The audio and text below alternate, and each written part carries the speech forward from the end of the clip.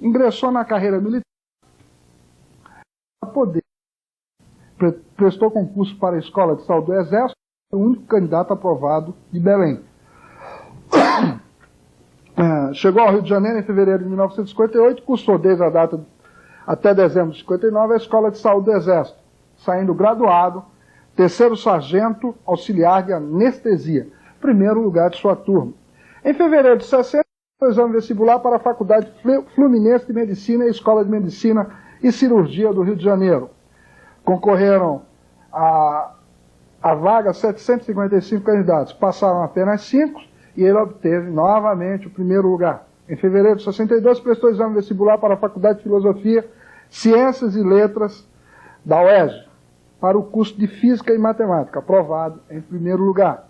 Ainda em 62, iniciou atividade como professor, preparando alunos para o vestibular de Física e Engenharia. Em 65, recebeu o diploma de médico pela Escola de Medicina e Cirurgia do Rio de Janeiro e pediu baixa do Exército. Já tinha se formado, então, automaticamente pegou sua carona. Ou melhor, cumpriu sua missão. Desenvolveu a atividade didática, ensinando curso preparatório pré-médico, como professor de Física, de 1965 a 1968. Em 1969, fez o curso de especialização em cardiologia na 6ª Enfermaria da Santa Casa da Misericórdia do Rio de Janeiro, serviço do professor Nelson Botelho Reis. E a partir daí foi integrado como assistente nesse serviço de cardiologia. De 73 a 75, fez o mestrado em cardiologia na Universidade Federal do Rio de Janeiro. E, nesse período, ensinou fisiologia e semiologia cardiovascular na Universidade Federal do Rio de Janeiro. Em 75, teve início o curso de eletrocardiograma no Rio de Janeiro, primeira turma, com 30 alunos. Em 76, defendeu a tese sobre o alentecimento na condução e recebeu o título de mestre em cardiologia pela mesma universidade. Ainda em 76, foi contratado como professor de cardiologia pela Faculdade de Medicina de Vassoura. Em 77, escreveu o livro Eletrocardiograma, que é a obra mais completa do gênero em língua portuguesa. Em 77, foi contratado pela CTI da Santa Casa de Misericórdia do Rio de Janeiro. Em 78, foi à Inglaterra, onde fez estágio no Brompton Hospital. Em 80, foi aprovado em concurso público federal do DASP, médico do Ministério da Saúde e do INAMPS. Ainda em 80, foi contratado como professor de Fisiologia Cardiovascular e Físico-Química pela Universidade e de Físico-Química pela Universidade do Estado do Rio de Janeiro. Também em 80, foi contratado como professor de Bioquímica do curso de pós-graduação em Terapia Intensiva. Em 82, fundou o Centro de Avaliação Cardiológica e Serviço de Ergonometria em Panema, Rio de Janeiro. Em 83, o curso de eletrocardiograma teve início em São Paulo. Em 85, me disse, olha, vamos parar com esse negócio que está danado. A gente já leu muita coisa aqui. Finalizando no dia 15 de julho de 1989, na sede da ADI no Rio de Janeiro, o PRONA lançou o seu nome como candidato à presidência da República. Bom, o PRONA tem um programa que se fundamenta em várias coisas, como o desaparecimento das autoridades, quer dizer, ela não fundamenta, defende o só erguimento da autoridade. A desordem também é motiva do seu programa, os empresários, os trabalhadores e as greves. E com tantas coisas assim, nós temos hoje um médico candidato à presidência da República. Eu vou chamar o comercial, mas eu gostaria de saber do senhor professor Enéas, por que o senhor, homem, até certo ponto realizado profissionalmente, decidiu candidatar-se à presidência da República nesse processo de desordem total que está aí? Posso responder? Esteja à vontade. Eu represento, e já tenho dito isso em outras ocasiões, exatamente aquilo que qualquer cidadão comum desse país pensa quando pretende sair de uma condição de observador passivo para uma condição de participação. Eu represento aquilo que qualquer homem do povo gostaria de dizer quando está diante das câmeras, diante de uma oportunidade como essa que o senhor está dando. É que o cidadão comum não aguenta mais o que está aí. O cidadão comum se defronta a cada dia com uma onda de desordem cada vez maior, que o assola, que o constrange, que o acompanha em tudo que ele faz. E por isto, fundamentalmente por isto, eu acredito que qualquer cidadão comum que saiba falar e escrever e que conheça um pouco da realidade nacional, gostaria de estar no meu lugar dizendo que eu estou aqui.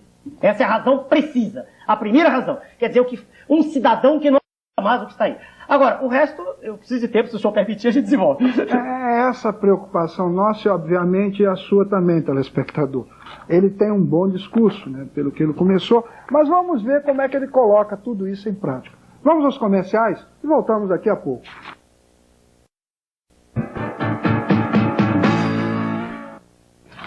O PRONA é um partido que começou, ou melhor, pelos esforços do seu candidato à presidência da República, Enéas Ferreira. Doutor Enéas, o senhor foi a muitos municípios instalar o PRONA e etc., né, o partido da reedificação da ordem nacional. Como é que foi essa história? Foi muito difícil? Eu explico para o senhor. Nós fizemos assim, em tendo tido a ideia de nós nos rebelarmos contra essa ordem vigente que aí está, de absoluto caos, de desordem completa em que se encontra o país, nós vimos que o único caminho de estar na luta era através de um partido político. Como nossas ideias são diametralmente opostas a tudo que aí está, seria inexequível que o partido nos aceitasse.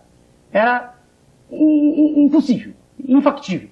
Então nós decidimos que o caminho era fazer um partido político. Nenhum de nós tinha experiência. Então, inicialmente, eu fiz contatos com diversos colegas, ex-alunos meus. Eles já chegam a 20 mil em todo o país. Então, eu fiz contato com aqueles com os quais tinha havido maior intimidade, maior contato. Um contato de um semestre, pelo menos, de contato assim, intenso.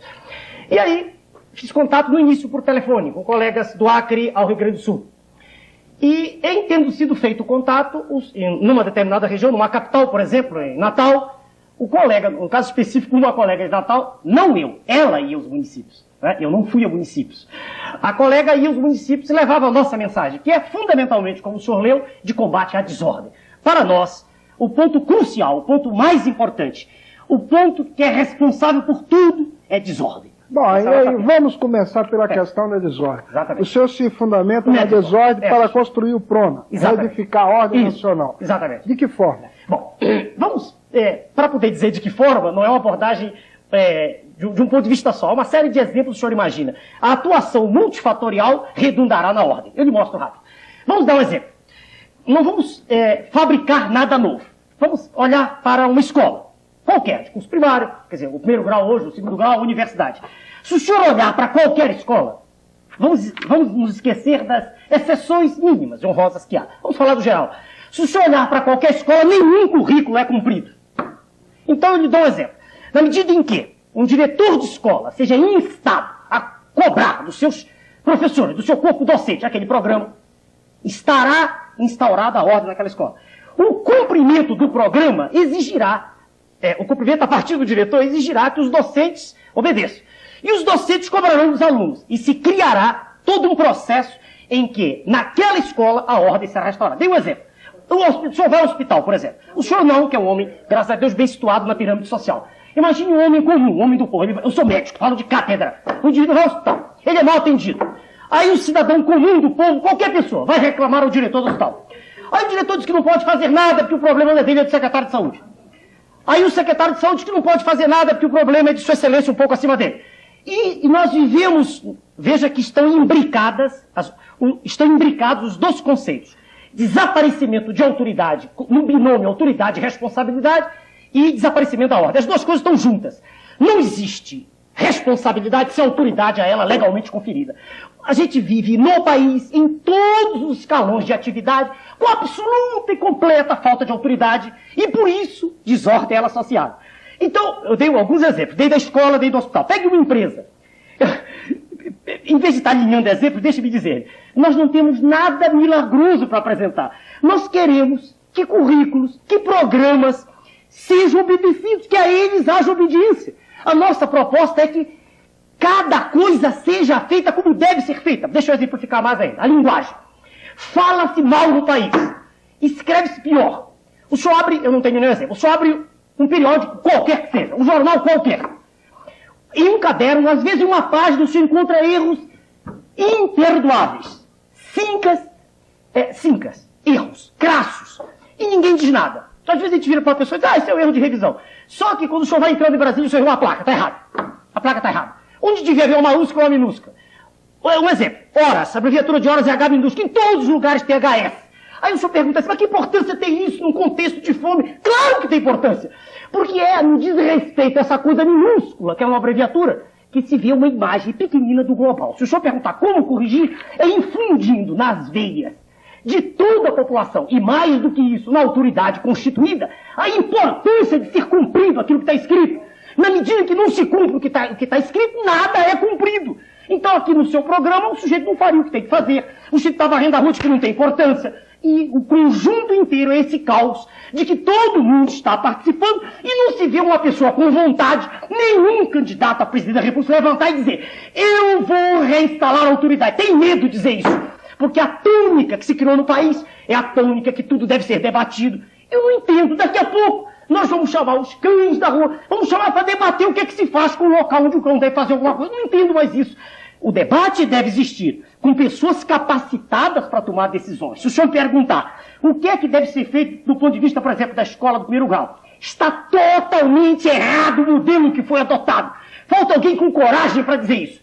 Está errado, tem que mudar. O senhor disse assim, como mudar uma opção de coisas? Quer ver um exemplo?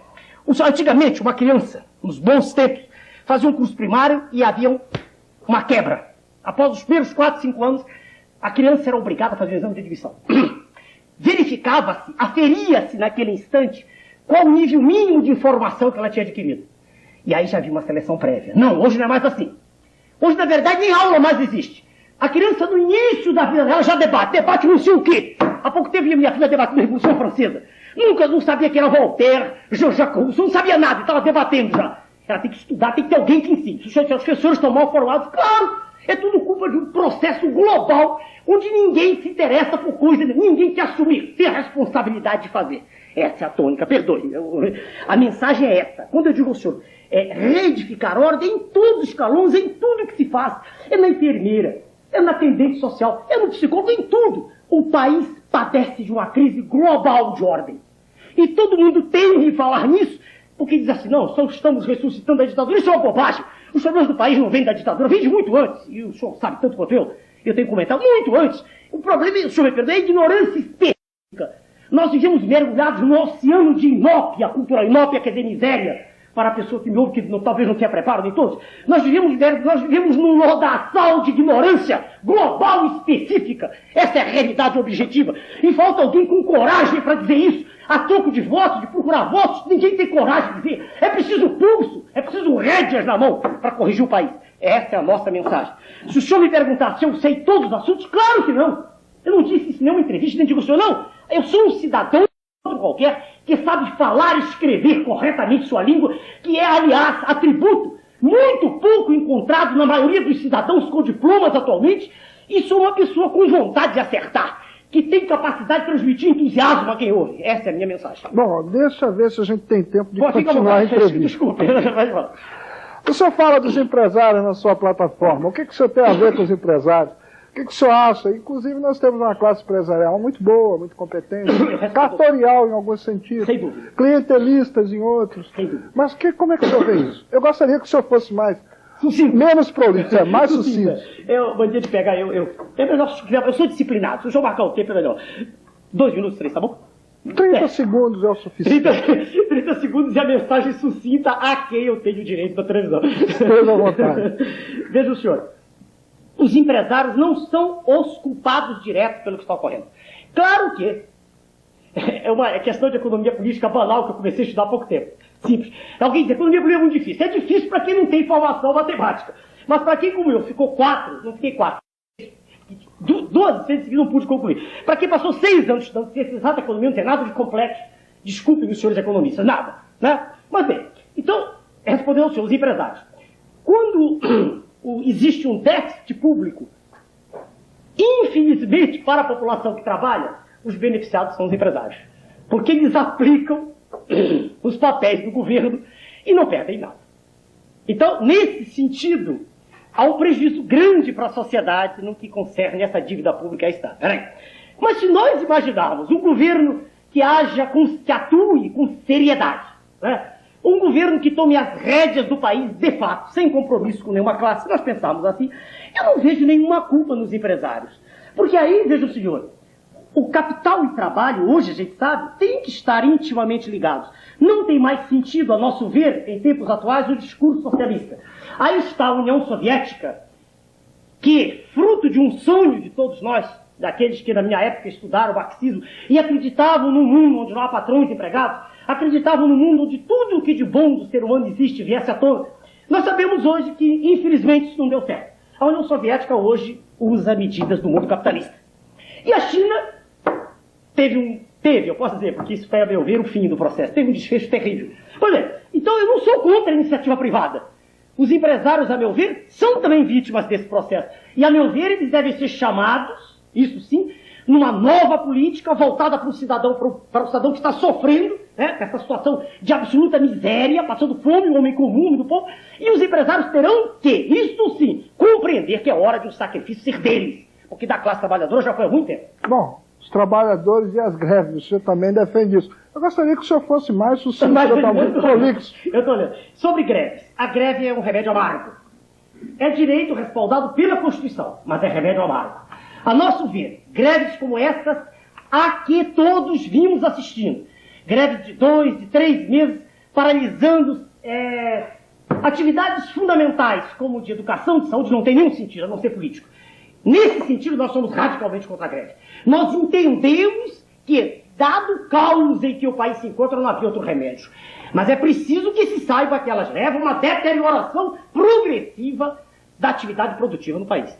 Então, se o senhor perguntar a sua posição em relação à esquerda no país, no sentido de progresso, no sentido de uma qualidade de vida melhor para a população que está aí, né, empobrecida, né, literalmente passando fome, os indivíduos, mais da metade da população ganhando um salário, passando fome, literalmente, nesse sentido estou a favor da esquerda. Mas no sentido da greve como instrumento político, repetitivo não estou. Aí não, senhor. Aí o senhor é de direita. Nesse sentido, só nesse, eu apoiaria a tese da direita. A distribuição de renda. A carga tributária a que está sujeito o cidadão é extremamente elevada. Veja, mas uma coisa é o imposto teórico, outra é o imposto real arrecadado. Em síntese. Em síntese, uma reforma fiscal.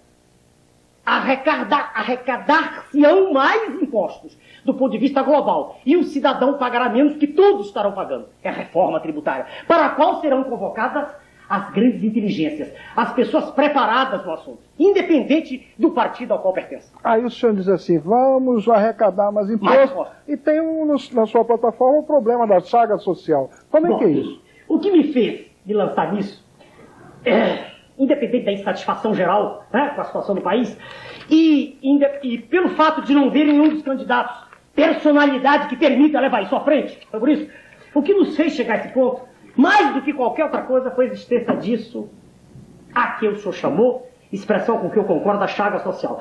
Qualquer pessoa que tenha um mínimo de formação humanística não vive feliz, não vive satisfeita, olhando à sua volta, milhares, já não são mais milhares, milhões de crianças que vivem nas ruas, virando latas de lixo, mascando chiclete, daqui a pouco tomando tóxico, assaltando e daqui a pouco matando. Eu não vi, e nenhum dos elementos que está conosco nesse partido viu, nada até agora, nenhuma pá de movida, nenhum esforço feito no sentido de acabar com isso. Nós observamos sim, por ocasião de uma crise aguda, por exemplo, desmoronamento, enchente, aí a gente vê órgãos mandando caminhões inteiros de comida para o problema agudo, e logo depois tudo volta a estacar zero. Quer dizer, a nosso ver, não se faz nada para o problema crônico. Se o senhor perguntar como resolver isso, problema de uma complexidade tremenda. A nosso ver é uma ação conjunta, é um brado de alerta, é um governo que a cada instante tem que cobrar e reunir em torno de si todas as entidades, igreja, empresários, todos os órgãos que possam estar juntos, sentados, num prazo definido para se iniciar uma campanha que deve ser nacional, contra o que o senhor chamou a chaga social. Vamos começar pela reforma agrária. O que o senhor diz? O senhor está me sabatinando. Veja bem, reforma agrária, deixa eu tentar ser bem sintético, né? A reforma agrária não é um problema que se resolva apenas assinando um papel. A reforma agrária pressupõe não apenas distribuição de terra, nem isso foi feito, né? Porque houve um plano que o senhor conhece também, de assentar 1 milhão e tantas famílias, nada disso foi feito. Mas não é só o assentar o indivíduo à terra, é dar-lhe condições lá de sobrevivência. Veja bem, é dar-lhe criando uma série de dispositivos, né? Educação naquele local, posto de saúde naquele local, e dando a ele, veja bem, a condição de, trabalhando na sua própria terra, não se integrar na corrente gigantesca que faz com que haja permanentemente o êxodo rural. Quer dizer, é um esforço concentrado voltado para aquela região. Nesse particular, deixe-me dizer-lhe, eu não sou autoridade. Haverá que consultar pessoas que conheçam o assunto e que tenham vontade de acertar. E mais uma vez eu volto à tecla inicial para o senhor. O problema fundamental, deixe-me dizer, não é um programa apresentado, há muitos bonitos apresentados. O problema é a determinação de cumprir o programa. Porque se o senhor é autoridade, muito mais do que eu, em Constituição, se fosse por programa, nós temos a Carta Magna, muito bem redigida, no entanto, ela não está sendo cumprida. Eu respondo ao senhor assim. A Constituição de 25% está dando nisso mesmo. Aí eu começo, a educação. O senhor que é uma pessoa muito preocupada com a educação, nós temos 30 milhões de menores abandonados. Como é que o senhor vai educar esse povo? Bom, há uma série de planos. A proposta é minha, proposta já. Há um trabalho moderno, moderníssimo, atual, de um sociólogo, inclusive não conheço pessoalmente, o professor Hélio Jaguaribe, onde as propostas são belíssimas. O trabalho de dar um estipêndio, um pagamento para a criança em troco de trabalho. Quer dizer, essa criança fica na escola, veja o senhor, e recebe como se trabalhando estivesse. Isso evita que a criança, após o primeiro ano, que é o que acontece, fuja da escola. Dando àquela família alguma coisa em torno de um quarto ou meio salário mínimo, manter-se essa criança na escola. Isso é uma resposta para o senhor. Quer dizer, ela está ganhando para estudar. Claro que isso é preciso para isso que o governo transfira a receita para esse fundo. Não se poderá tirar o dinheiro do nada. O governo terá que destacar verbas para isso especificamente. Isso é um exemplo. Mas há N outros planos. N outros. Sem uma participação, veja o senhor, coletiva, global da sociedade, sem um chamado, sem um brado, sem uma injeção de entusiasmo, sem uma pessoa falando de modo que a população acredite, nada será feito. A inflação, como é que nós vamos resolver esse pepino, que não é fácil, né? Não. Nós temos aí no over rolando 90 bilhões de dólares diários, né? Temos uma caderneta de poupança para 30 anos, mais qualquer coisa em torno de 60 bilhões de dólares. Como é que o senhor vai resolver esse pepino? O senhor provavelmente vai sorrir do que eu vou dizer.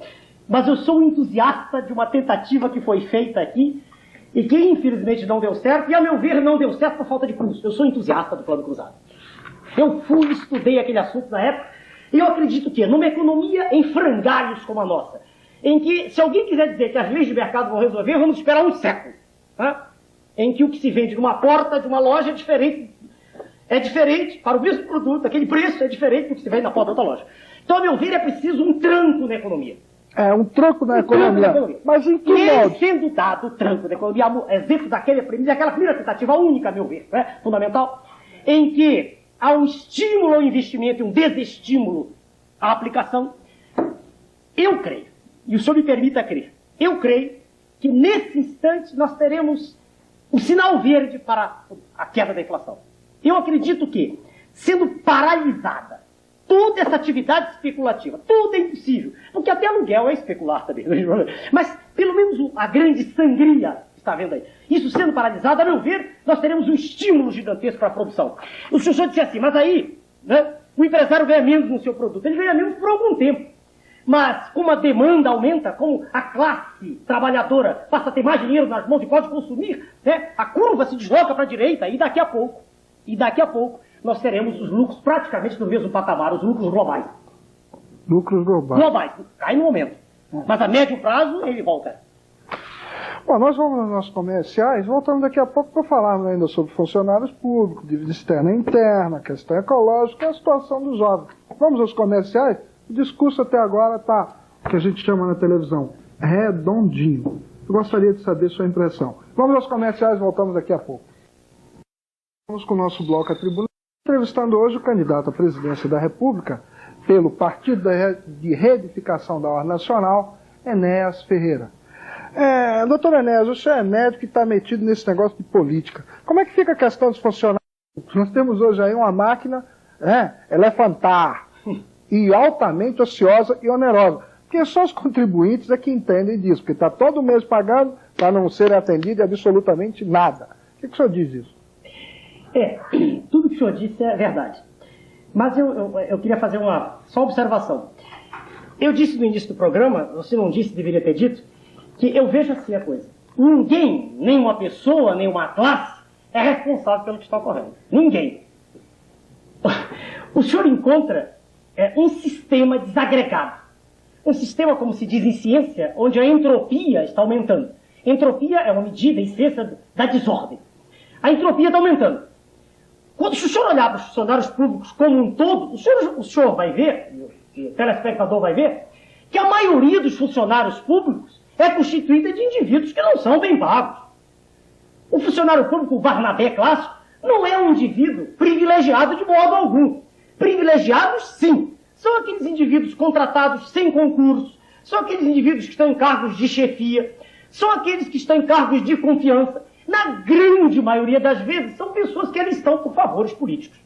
Isso é lamentável a gente dizer, mas é uma realidade que todo mundo conhece. Mas o senhor vai demitir, o senhor não vai demitir? Primeiro que essa história de demitir também é uma conversa. A Constituição se protege. Aqueles que fizeram concurso são protegidos. O funcionário que fez concurso, ele está protegido por lei. Isso é muito fácil de demitir. Também eu tenho algo para dizer aí. Se nós fôssemos demitir, se nós fôssemos eliminar tudo que não funciona, tinha que pegar o país, abrir uma fenda no Oceano Atlântico e jogar dentro. Porque não há nada funcionando direito. Não há hospital, não há... Peraí. E vamos também parar com essa história de dizer que é só o Estado que funciona mal. Não. Se o senhor olhar para a educação universitária, por exemplo, 2/3 das instituições de ensino superior são particulares. São particulares. E o ensino é ruim, tanto na escola do governo quanto na escola particular. Peraí, disso eu falo com autoridade. Falo de cátedra. Eu cito esse exemplo sempre porque é o melhor que eu posso encontrar. Vestibular do Rio de Janeiro. Veja o exemplo que o senhor me viu citar do programa. 100 mil pessoas fazem o exame. Inscrevem-se para o exame. 94 mil confirmam. 37 mil e tantos simplesmente não vão fazer prova. 22 mil tiram nota 0. 10.800 entregam a prova em branco. Passam 10 mil e poucos. E essas pessoas que foram fazer vestibular não são egressas de escolas do governo todas, não. Senhor, está tudo muito ruim. Veja bem, então os pobres funcionários públicos acusados, demitidos, não são eles culpados de coisa nenhuma. Eles são reflexo de um conjunto desordenado, caótico, perdoe, de troca de favores. E aqui não há nada contra ninguém em particular, porque o executivo e o legislativo, e todo mundo sabe disso, se digladiam, com D&D, correto, e não degladiam com a maioria anda dizendo, se digladiam todos os dias. Todo mundo assiste a esse processo e nada é feito, porque nada pode ser feito. Quando Sua Excelência o Presidente chega ao poder, ele chega comprometido com 1000 facções. Ele não pode fazer nada. Bom, dívida externa e dívida interna. O que o senhor pode fazer? Eu gostaria que o senhor... Sintetizo. É porque quando o senhor falou funcionário público, eu tive que defender. Ele disse pela televisão e repete. E o pobre sujeito que trabalha lá, ele não é culpado de coisa nenhuma. Culpado é o poder constituído. Isso é que é E a dívida externa? A dívida externa é apontada como a causa de todos os males. Todo mundo conhece. O cidadão da rua sabe que são mais de 112 bilhões. Agora, a maioria não sabe nem o que é 1 bilhão. Se o senhor perguntar para um homem comum o que é 1 bilhão, quanto tempo levaria para contar 1 bilhão? A maioria não me diz, não tem nem ideia do que é bilhão. Mas todo mundo repete. 100 e tantos bilhões. É analfabetismo crasso, perdoe. Muito bem, vamos continuar. Todo mundo sabe que ela é enorme. Eu até digo no meu programa, é uma dívida que se a gente fosse estabelecer em notas de $10, dava uma distância, dava para ir à lua e voltar, uma coisa astronômica. Juros terríveis, todo mundo sabe disso. Mas eu vou te dizer uma coisa. Se hoje, por um passe de mágica, alguém pagasse a dívida externa toda no Brasil, daqui a 10 anos, estava bem alta de novo. Então o problema não está aí outra vez. O problema está dentro da casa. É arrumar a casa. Nenhum presidente eleito, por mais erudito, e por melhor que seja a sua assessoria, conseguirá nada lá fora se ele não corrigir o problema interno. E como é que ele corrige o problema interno? Ele corrige o problema interno, eu repeti, estou dando um tranco na economia. O tranco não é deixar de pagar o título público, não. Veja o senhor, eu já disse ao senhor, qual é o meu modelo, é aquele que eu vi, o Banco Cruzado. Se nós paralisamos tudo, o senhor diz assim, mas se eu disser isso pouco antes, se eu ganhar, por exemplo, pouco antes, os preços vão subir, não faz mal. Sobe todo e chega a ser um patamar onde tudo se paralisa. E se naquele instante tudo for paralisado, não há porquê o empresário colocar o título da dívida pública. Não há porquê. Não há mais interesse. E nesse instante, corrigida essa questão, feita uma reforma fiscal ampla, reforma tributária, cortadas todas as mordomias do poder por todas, de forma indiscriminada. Eu sou médico, não tenho carro oficial.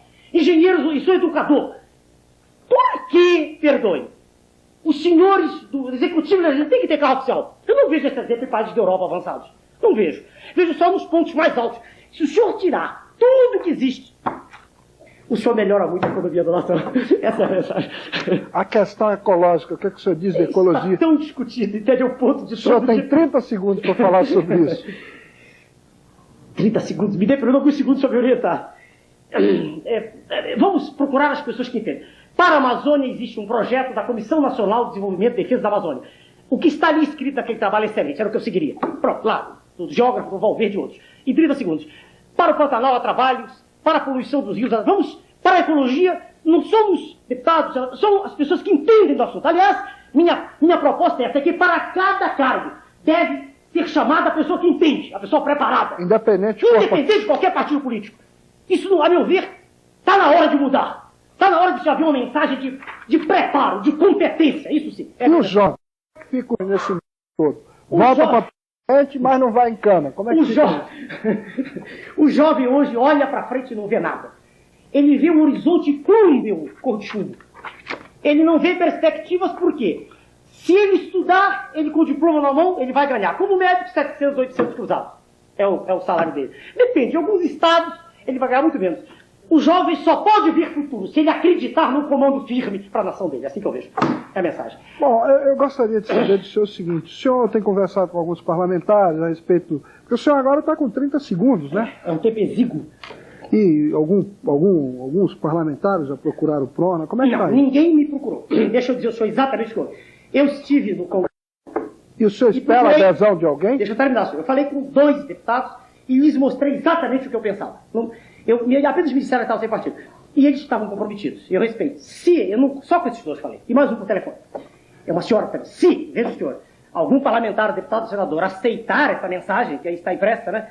E eu, durante toda a minha vida, me caracterizei por cumprir exatamente o que eu digo, isso que está aí. Se algum parlamentar aceitar, claro que para nós seria excelente, para ele também. Nós estamos diante de uma coisa nova, um partido que tem apenas, até agora, a composição daqueles que o formaram, né? São 1000 colegas inteiro, né, de pessoas, e tem uma mensagem, né, clara. Eu não tenho nada para discutir, eu tenho uma mensagem definida, né, objetiva, eu acredito no que eu digo. Esse parlamentar participaria com o senhor do programa gratuito do TSE? Claro, se ele aceitasse essas normas que estão, se ele aceitar nossas ideias de endireitar o país, de não leiloar o país, claro, sem dúvida. Se o senhor está falando nesse horário de 5 minutos, claro, seria uma mensagem para a qual nós estamos abertos. Eu acredito, toda a população está aberta. Qualquer cidadão que me encontra na rua vem apertar minha mão e dizer: mas o senhor nunca foi político? Não, nunca fui político, eu apenas não aguento mais o que está aí. Esse modelo que está, só isso. E depois dessas eleições, o senhor é candidato a nada, senhor. A coisa nenhuma. O partido crescerá porque eu não tenho nenhum filiado, só tenho aqueles que compuseram em mais de 100 cidades. E tão logo eu recebo as fichas do tribunal, devo receber, eu tenho algumas minhas, né? Eu vou filiar, devo filiar alguns milhares de pessoas até as eleições. E o partido estará pronto para os colegas que querem seguir essa carreira, vereadores, deputados, senadores. Eu me afastarei. Eu sou candidato à presidência da República, com mensagem definida. Se alguém em Brasília quiser fazer contato conosco, não sei, posso dar o telefone? Esteja à vontade. Não, se o senhor permite. Né? Tem o telefone do colega nosso, médico, doutor José de Aquino, e a sua esposa, dona Maria Anunciada, aqui em Brasília. Quem quiser fazer contato, nós estamos à disposição. O telefone é 577-4084. Aqui em Brasília. 577-4084. É uma mensagem clara, inconteste, inconcursa, sem nenhuma discussão, a não ser exatamente isso que está dito aí. Finalizando, o que o senhor teria para dizer aos nossos telespectadores, que eu digo sempre, integrado pelos poderes executivo, judiciário e militar, e mais o povo em geral? Mensagem minha? Sim. Eu diria para o telespectador que no momento está assistindo ao meu pronunciamento o seguinte: o senhor recebe todos os dias informações as mais numerosas. O senhor recebe na sua casa uma torrente de informações. E a minha mensagem é simples, é clara. Mais importante do que qualquer programa muito bem traçado é a determinação de quem está falando sobre o programa. É a capacidade que tem a pessoa que está falando de fazer cumprir aquilo. E essa capacidade é algo que, infelizmente, não é adquirido. É uma qualidade inata à pessoa que estiver falando. É alguma coisa que se chama hoje ainda de personalidade. É o modo de ser da pessoa. É o modo particular de atuar dessa pessoa que vai dar a ela ou não condição de fazer com que sejam cumpridas aquelas belas proposições que são apresentadas em um programa. Muito obrigado ao senhor telespectador. Não, eu gostaria que o senhor falasse mais alguma coisa. O senhor falou sobre essa questão do seu líder participar. Ele teria que se fundamentar nesse programa. Nesse processo. Se um senhor parlamentar, dado senador, com todo o respeito, aceitar nossa tese e quiser vir para o nosso lado, claro que o nosso tempo será também dele em televisão, sem nenhuma dúvida. Se nos procurar hoje à noite, amanhã de manhã, estamos aqui em Brasília, até amanhã meio-dia, sem dúvida alguma nós estaremos abertos, e o tempo, claro, será dele também, tá? Sem dúvida nenhuma. E o telefone seria 577-4084 aqui em Brasília. É isso aí. Para quem se habilita a reedificar a ordem nacional, tem uma boa oportunidade com o Enéas Ferreira. Eu gostaria de tê-lo aqui conosco outras vezes. O programa Tribuna da Constituição está aberto ao senhor, tendo que o senhor desejar, qualquer recado. E é bom que o senhor venha mesmo, que eu terei outras perguntinhas para fazer. Hoje eu deixei o senhor falar tudo que tinha direito, mas ainda falta para me perguntar. Agradeço ao senhor pela participação, agradeço a você pela audiência, desejando a todos uma boa noite e até amanhã, se Deus quiser.